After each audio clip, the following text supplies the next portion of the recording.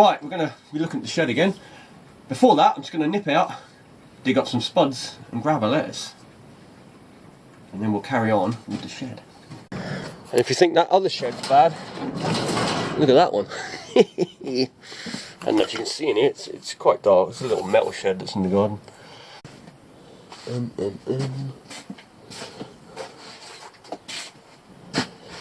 Nope, I don't see a tray. Aha! I'll use this sieve, that'll do. It's funny this year, these strawberries are still producing strawberries and flowers. Right, it's looking a bit worse for wear now that the summer's kind of over. Let's go and have a look. It's been pouring rain every day, that's why I haven't been out here doing any of this. Lettuces, they're getting attacked. I need to put some slug pellets down or something. Right, where should we stick you? Stick you there, I think, for the moment. Let's see if we've got spuds. This is like the last of the spuds that are in here, I think.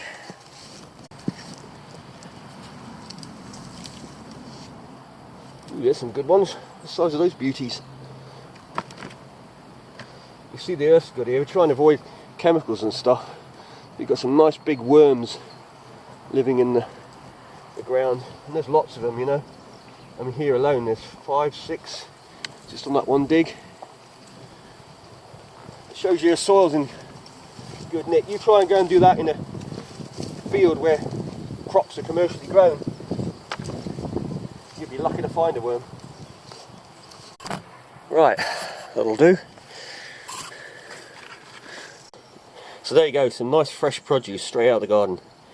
Best thing about it is you know where it came from, you know what you put on it, and you know that this will taste a damn sight better than what you buy that's grown commercially, in most cases.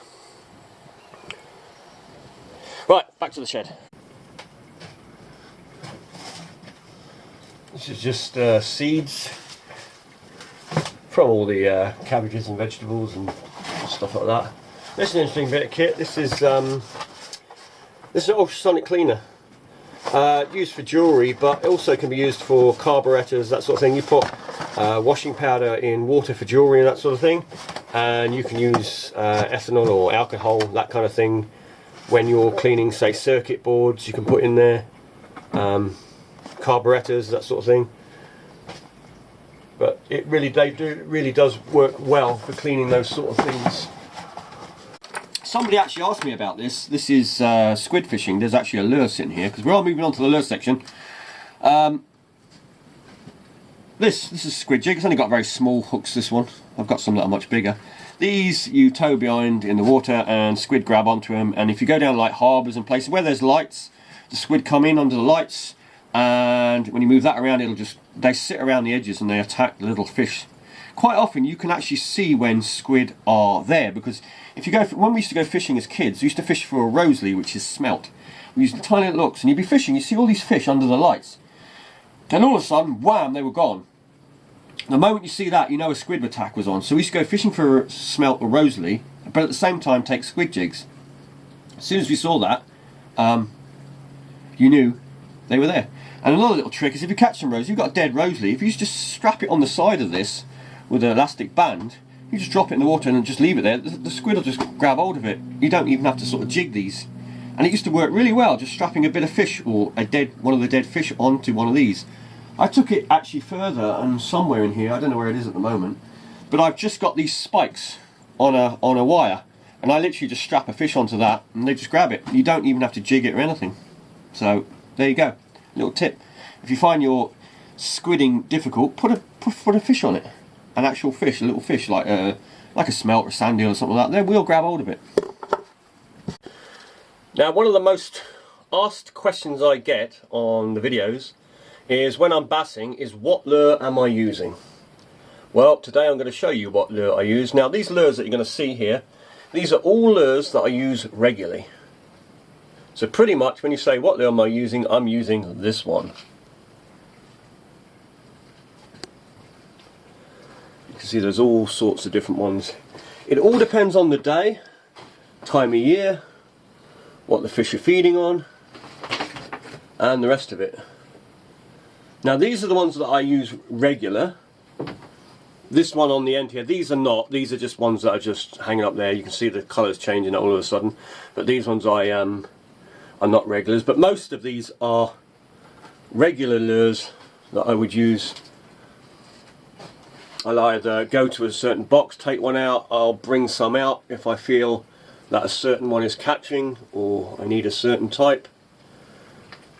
And these couple here, this is the new ones I haven't tested yet. So, but yeah, pretty much apart from the odd one which might be mixed in, most of these here have all taken bass at some point. Some more than others. And that's not all, because I've got all of these that I use as well. And again, all of these have caught bass. Anything that doesn't really catch bass, I've kept out the mix. So all of these, I believe, have taken bass.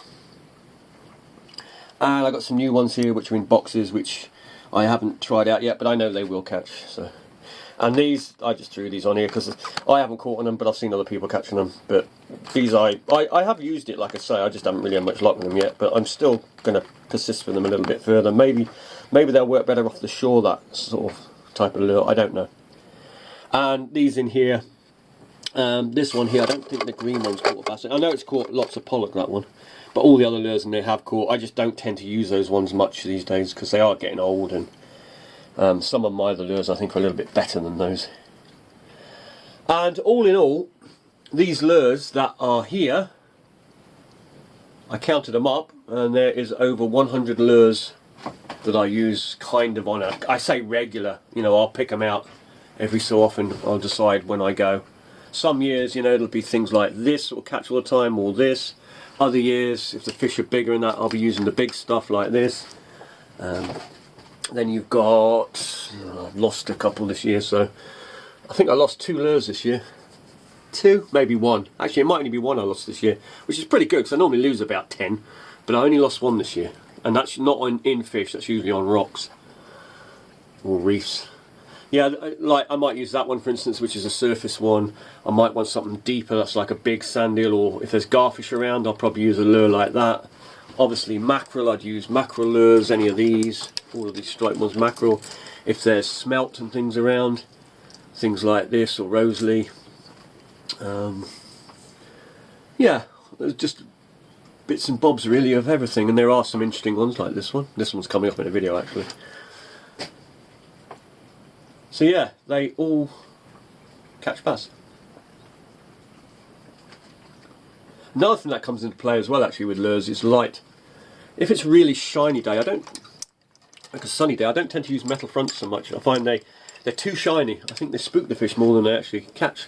Doesn't mean they won't catch, it's just that I've always found that plastic bibs are better on a brighter day. The shiny bibs are always better on a duller day, or if the water's a bit murky.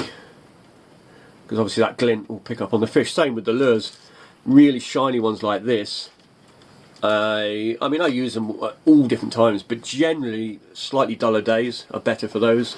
When it's bright sunshine, I'd probably use more of a white lure or a blue lure as opposed to the shiny types. So here's something some people might be interested in. This is air pump, you know. This is an electric one. You obviously get ones like this. You've seen these. There's that one. This one actually, you can plug it into the car, but you can also use batteries in it. And this one here is a really, really old one, which has been used a lot. It's just, you press it. And what it does is it aerates water. It blows bubbles into the water. Now, you think that it actually blows bubbles in the water and that's what puts air in the water. That's not strictly true. It's the breaking of the surface. It causes the surface to break and it causes the water to absorb the oxygen. So if you keep animals in a tank of water, the bigger surface area you have, the more oxygen will be absorbed into the water. But you want the surface breaking up. That's why either this, which blows bubbles and causes the disturbance, or a filter system that drops water back in, like a pump that just drops it back in, breaks the surface up, and that's what's aerating the water. So yeah, so I used to use these because I used to do a lot of live bait fishing with sand eels for bass and that, like casting out just the eels. So I used to carry these around. Like I say, this one you could plug into the car when you're travelling distances, and then you could flick it onto the batteries when you were carrying the bucket. I don't tend to do so much of that these days because obviously it involves carrying big buckets of water, and as you know, I suffer a few back issues, or I've always suffered back issues, but things have got a bit turned for the worst kind of thing. So I don't really want to start hauling buckets around, and I'm not getting any younger either. I mean, years ago I'd climb down a bloody cliff with a bucket of water, but I won't do it now. So, well, I say I won't do it, I probably would do it, but I haven't felt the need to. So anyway, you get them, like I say, you get them like this, one for the car, you get like that, which is just battery, and you can get little ones like this, and they all work. You know, little tiny ones. I always like little tiny ones. Anything that makes your life easier for carrying, then I would use.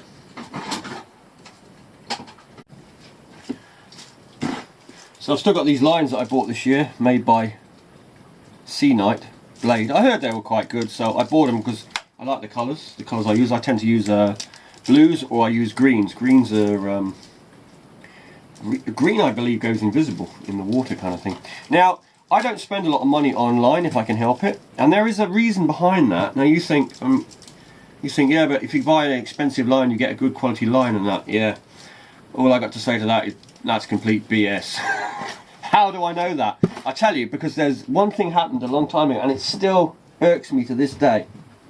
I went out, I'm going to cover up the name because I don't know what the lines are like now, so I'm not going to pick on the company. See this line here. This line here. This line was the most expensive line I've ever bought. I bought it because it's got this colour which I love, which is this green olive kind of colour. And this colour you had on Abulon years ago. I used to use a line. And it was brilliant. I caught lots of bass. It seemed to be invisible. It was very strong, all the rest. So that colour kind of sticks in your mind. So anyway, that's why I mainly bought it. But to buy this, it cost a fortune. It cost 4 times the price of normal line. Now, it said on the line, I mean, I read about it, and it was basically extreme abrasion resistance, ultimate knot strength, premium line, blah, blah, blah. Everybody, you know, every man and his dog saying, yeah, fantastic line and all that. And I bought this line, and I went out, and I was fishing a live, or big lady crab, or velvet spoon crab.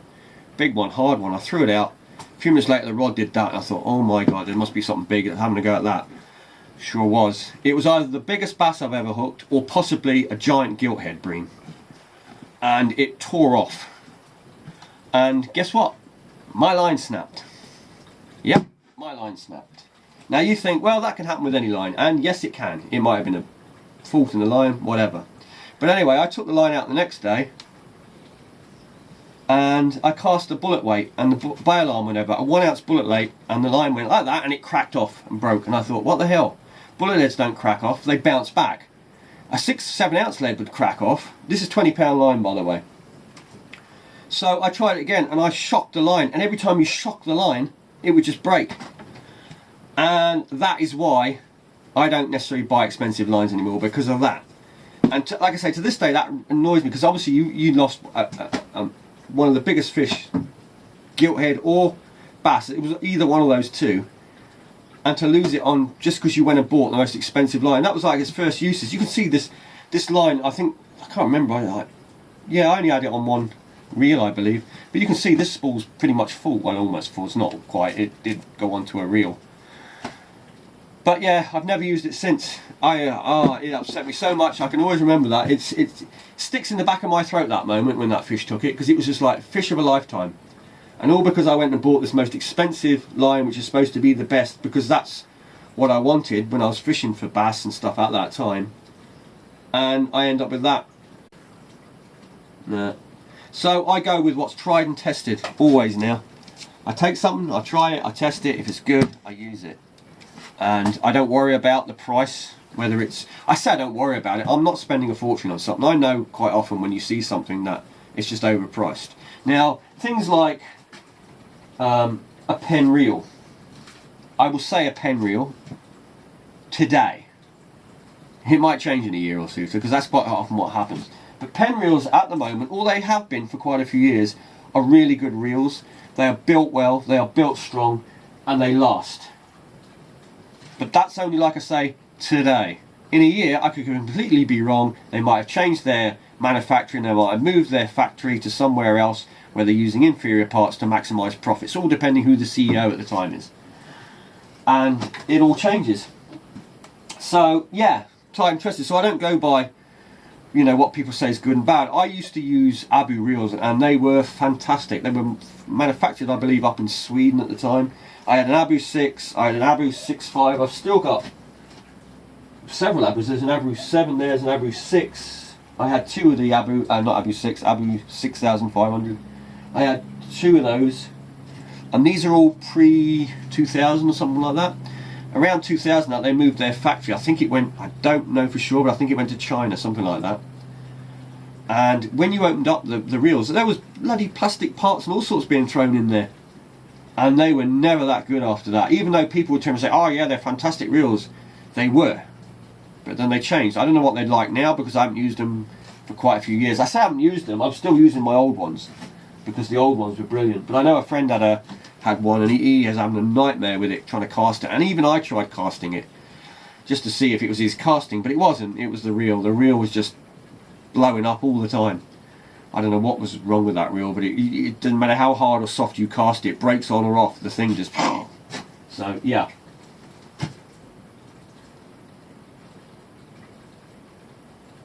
But having said that, I mean, like I say, I bought these reels, and these, I mean, look at the handle on that, it is done up, it's just knackered, you see, the whole thing is knackered. I use these reels, now I've used these reels for 3 years, and these reels cost me, I don't know, 15 quid each or something like that. But I bought 3 of them and they've done the job. And the thing is with these reels, I've been using them for 3 years, but they have had a lot of fish on. It's not like your reel that goes in the cupboard, comes out kind of thing. These things are out on the boat non-stop, being hammered away with mostly bass, pollock, mackerel, whatever. They take an absolute beating. But for 3 years, I'd say I got my money's worth out of those. And I had 3 of them, so I know they're all. I had a slight problem with one where the drag broke or whatever on top, didn't tighten up. But I just pulled another one off an old reel, stuck it on, and then it was fine. So, job done. It's like you get reels like Shimano reels are good as well, like this one, a little tiny one. Been going for years. They put a lot of ball bearings in their reels, so they get a very smooth reel. So they do make some quality products, but the only problem with ball bearings is the more ball bearings you've got, the more chance you have of things seizing up. So that, you know, you have to have a good producer. It's no good just buying any old reel with, say, when it advertises 8 ball bearings, it's like, okay, so there's 8 points of where it could corrode and seize up. That's the way I look at it. Not that it's going to be smoother. I'm quite happy with reels that use sort of 3 ball bearings. That's it. That's fine. They work perfectly fine. You don't need like 25 ball bearings in a reel. You just need the ball bearings in the right place. This is an Abu Garcia one, an old one. It's looking a bit rough these days, but it's done a lot of work. This is one I had, I think I used all through Sweden. I've used it over here for fishing, bass fishing a little bit, not a lot. Fishing for pollock down the harbour, that sort of thing. Works brilliantly. And then of course you can get other ones like this. This is kind of a no name. I say no name, it's called an EC350. Never heard of it. Bought it in Sweden. And it's been fine. I mean, it did all the legs. It's caught loads of big pike, perch, zander. And it's been used in the sea here for bass. And again, pollock down the harbour. I use these, tend to use, because there's not a lot of line on these, I tend to use them. They've only got like 12-pound line or whatever on. Or 10 or something like that. But that one's lasted. And I mean, that was a dirt cheap one. So yeah, like with reels now, after a while, I mean, you'll just pick up reels, you'll feel them, you'll know what you're looking for, you'll see certain things in it. Again, there's another one here, which is the Abu. This is an old one again, very old, and that one's lasted for years, and that finished off with the 11-pound bass or whatever, 11.5-pound bass or whatever it was. So, although I know that one has struggled, because when it had the 11-pound bass, it did actually slip the gears, but it's an old reel, and it's 20 odd years old, that reel. So this year, I bought that decided to pick up a new one. It's for the lobster tank. I've got one in the lobster tank, but this thing circulates the water. It's got charcoal, media, filters, everything in it which keeps the water clean. But this one does 1,000 litres an hour. The old one does about 600 litres an hour. So this will do a lot more, which is what I want, because this year I had some lobsters in the tank. I had too many at one point in the tank, and the water started to go cloudy, which is not a good thing because you start to lose control of your water quality. I got it under control. I cleared out a lot of the water. There might be a video on it somewhere, and got it back under control anyway.